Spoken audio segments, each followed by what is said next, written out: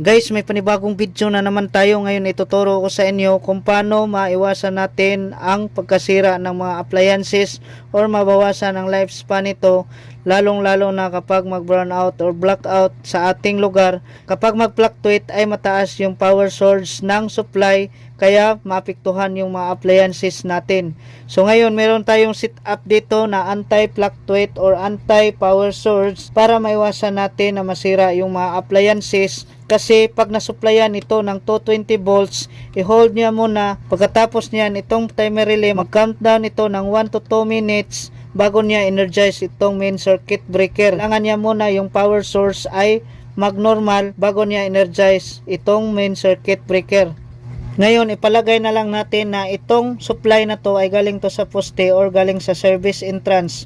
So, pumunta siya dito sa magnetic contactor. Ito yung L1, L3. Ibig sabihin nito, line 1 tsaka line 2. Dito naman sa load side ng magnetic contactor, T1, T2.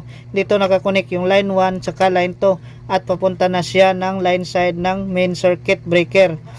Ngayon, pag mag-burn out at bumalik agad yung power, so i-hold muna ng magnetic contactor at mag-countdown itong timer ng 1 to 2 minutes bago ma-energize itong main circuit breaker. So ito yung purpose natin guys, para maiwasan natin yung mataas na power source dahil yan ang makakasira ng mga appliances natin. Ngayon, ang devices na ginagamit natin ay magnetic contactor at ito naman ay timer relay.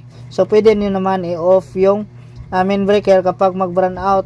Ang tendency lang yan kapag mag-fluctuate ay hindi pa rin natin maprotektahan yung mga appliances. Ngayon guys, meron tayong schematic diagram para dito sa magnetic contactor at timer relay. So bali, ito yung TR, ito yung coil niya. Supplyan natin yan ng 220 volts. Dito natin i-connect 7 and 2. Ito namang M1, meron din itong supply na 220 volts. Ngayon, ang line 1 dito dumaan sa 7 ng timer. Line 2 naman dito nakakonect sa 2 ng timer. 7 to guys, ito yung supply natin na 220 volts. Kapag bumalik yung power, masusupplyan ito agad ng 220 volts. Tapos mag-countdown siya ng 1 to 2 minutes bago niya energize itong magnetic contactor. At ito naman yung timer auxiliary contact normally open 8 and 6. Para mag-countdown na yung timer natin, agad naman itong mag-close pagkatapos niya mag-countdown at energize na niya itong magnetic contactor at pati yung main circuit breaker. Next ay pakita ko naman yung connection diagram ng timer relay. Natanggalin natin to. Ayan. Makikita nyo dito, meron itong supply na 220 volts itong coil. So ito yung 2 and 7. Gumagamit tayo dito ng auxiliary normally open 8 and 6. Ngayon guys, dito tayo kukuha ng supply dito sa line side ng magnetic contactor at itong supply na to galing to sa poste or service entrance. So itong line 1 natin na pula ay dito siya pumunta sa 7 ng timer relay. Ito yung supply na to 20 volts. Next ay ito namang dito nakakonect sa 2 ng timer relay. Ito yung line 2 natin, itim, ay papunta siya ng number 2 ng timer relay. Next, ito naman tayo sa magnetic contactor. So, ang line 1 ay dito nakakonect sa number 8 ng timer relay. Ito yung normally open. So, ito, dahil ito yung line 1 natin guys, jumper tayo dito, papunta na number 8.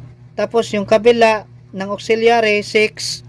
So, ito yung number 6 ay papunta siya ng E1 ng magnetic coil. Ayan.